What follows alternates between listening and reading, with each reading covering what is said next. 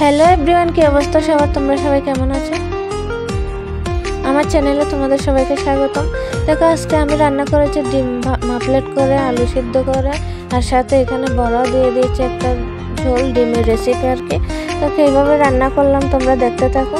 প্রথমে এখানে আমি আগে থেকে আলু সিদ্ধ করে রেখেছিলাম। এখন কয়েকটা ডিম ফাটিয়ে ডিমগুলো আমি মিক্সার করে নেব।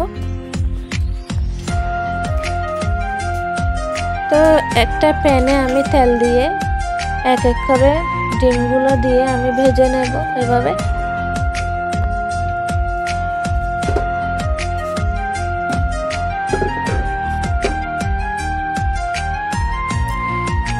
দেখো, এক এক করে সব ডিমগুলো আমি ভেজে এখন একটা ছুরির সাহায্যে এগুলো কেটে নিয়েছি।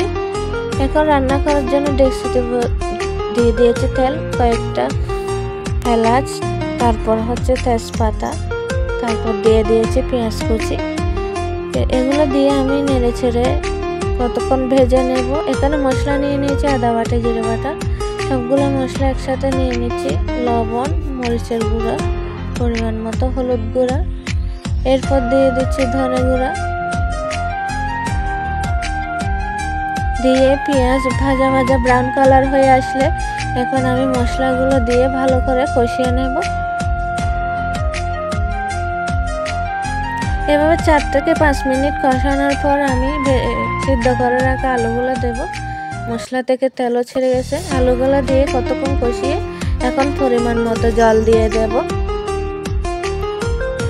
জল দিয়ে ভালো করে ফুটিয়ে নেব। ফুটানো হলে ভেজে রাখা বড়া আর ডিমের পিসগুলো আমি দিয়ে দেব। দিয়ে 2-3 মিনিট সিদ্ধ করে নেব।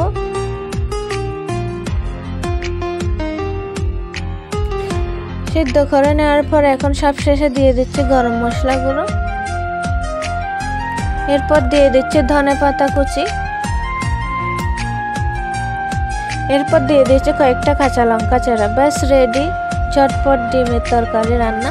তো তোমরা এভাবে কে কে ডিম রান্না খেয়েছো অবশ্যই কমেন্ট করে জানাবে, আর রান্নাটি কেমন হয়েছে অবশ্যই কমেন্টে জানাবে।